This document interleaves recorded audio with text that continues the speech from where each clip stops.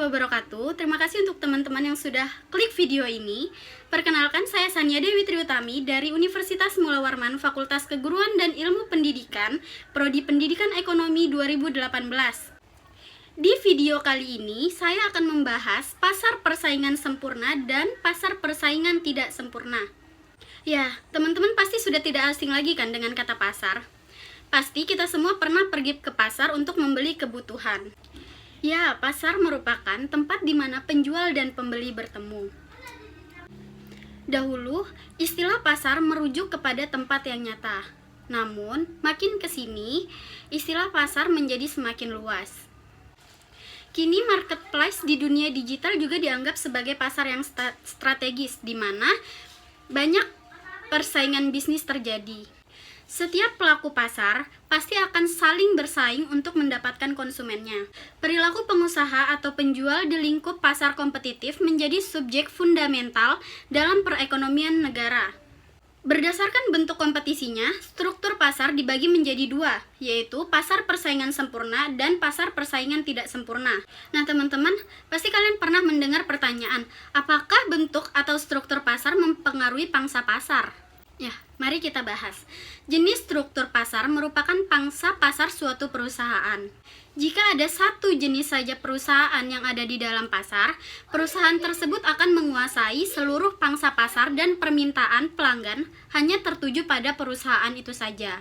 Tapi teman-teman, jika kita meningkatkan menjadi dua perusahaan, pangsa pasar akan terbagi juga menjadi dua. Demikian pula jika ada sekitar 100 perusahaan kecil di pasar, pasar dibagi menjadi ke 100 perusahaan tersebut secara proporsional. Jadi jawabannya, struktur pasar jelas mempengaruhi pangsa pasar. Maka dalam video ini saya akan membahas dan menggambarkan perbedaan antara pasar persaingan sempurna dan pasar persaingan tidak sempurna. Baik, yang pertama kita akan masuk ke penjelasan mengenai pasar persaingan sempurna. Pasar persaingan sempurna adalah struktur ekonomi di mana tingkat persaingan antara perusahaan berada pada titik sempurna. Jadi ada beberapa ciri-ciri atau klasifikasi mengenai pasar persaingan sempurna. Yang pertama, banyak penjual dan pembeli. Yang kedua, produk yang ditawarkan terkesan homogen. Ya, yang ketiga, setiap perusahaan mudah keluar atau masuk pasar.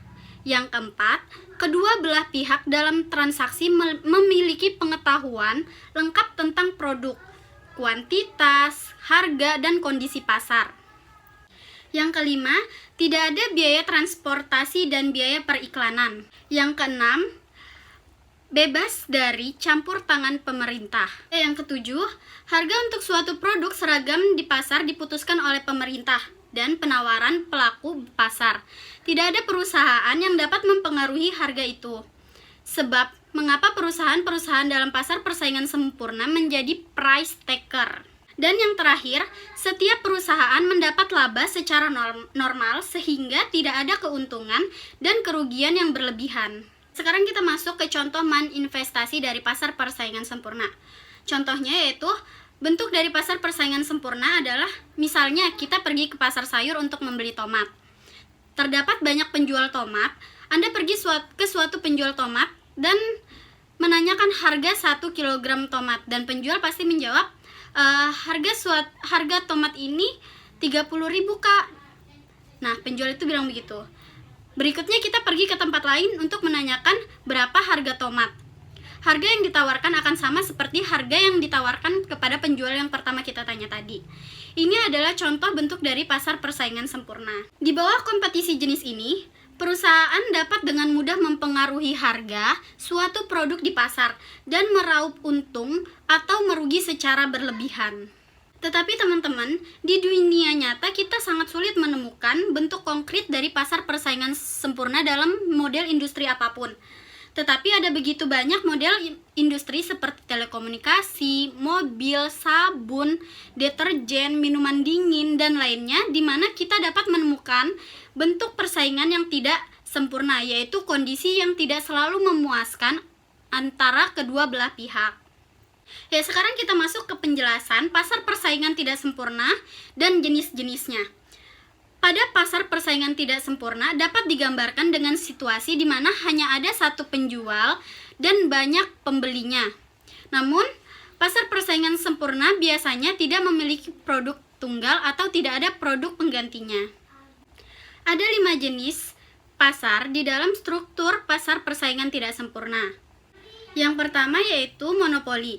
Di sini hanya ada satu penjual yang mendominasi di dalam pasar tersebut dan keputusan harga ada di tangan satu penjual. Biasanya hanya menjual satu jenis produk saja dan calon pesaing sulit masuk ke dalam pasar tersebut karena perundang-undangan. Contohnya yaitu perusahaan listrik negara, seperti itu.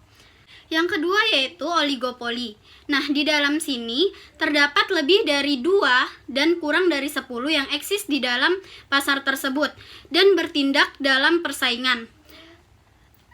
Memiliki standar produk yang sama, perusahaan dapat saling mempengaruhi harga, bahkan dapat melakukan kartel, contohnya perusahaan pada industri gula dan garam.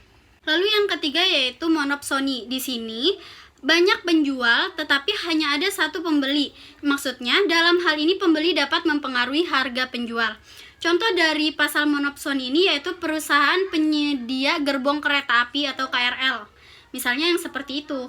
Lalu yang keempat, oligopsoni. Di sini banyak penjual dan ada beberapa pembeli. Contohnya seperti perusahaan spare part mobil. Seperti itu.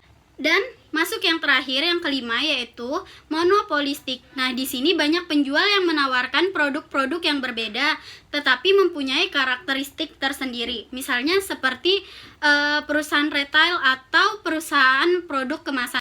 Nah, sekarang kita masuk ke perbedaan antara pasar persaingan sempurna dan pasar persaingan tidak sempurna.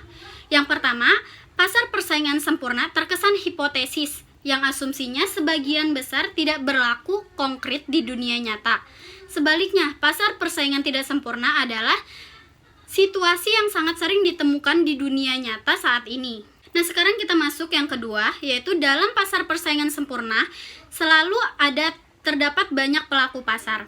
Sedangkan dalam pasar persaingan tidak sempurna cenderung lebih dinamis sehingga terdapat sedikit sampai ke banyak pelaku pasar tergantung pada jenis struktur pasarnya. Yang ketiga yaitu dalam pasar persaingan sempurna penjual menghasilkan atau memasok produk yang sama atau homogen. Sedangkan pasar persaingan tidak sempurna penjual bisa memasok produk yang sama homogen atau juga bisa memasok produk yang berbeda-beda.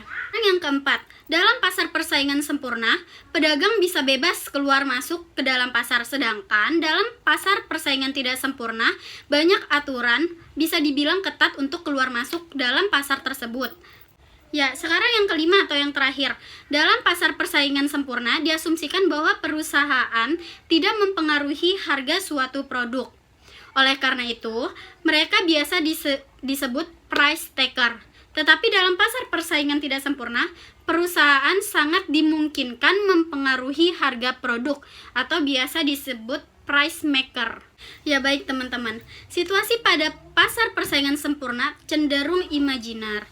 Tetapi pasar persaingan tidak sempurna terkesan faktual dan memanifestasikan secara konkret. Mungkin tidak sesederhana yang kita pertimbangkan jika menyoal perbedaan antara pasar persaingan sempurna dan pasar persaingan tidak sempurna. Misal nih, ada banyak perusahaan yang menghasilkan produk serupa. Kita ambil satu contoh yaitu seperti perusahaan deterjen. Pada awalnya kita mungkin berpikir bahwa ini termasuk ke dalam bentuk dari pasar persaingan sempurna. Tetapi jika kita meninjau lebih dalam, asumsi kita mungkin salah. Kita akan menemukan bahwa semua produk tersebut mempunyai kesamaan jenis, tetapi masing-masing penjual menawarkan harga yang berbeda-beda, seperti itu. Nah teman-teman, mungkin sekian penjelasan dari saya tentang pasar persaingan sempurna dan pasar persaingan tidak sempurna. Kurang lebihnya saya mohon maaf. Terima kasih untuk teman-teman yang sudah mau menonton video ini sampai habis. Wassalamualaikum warahmatullahi wabarakatuh. Jangan lupa like dan komennya ya teman-teman.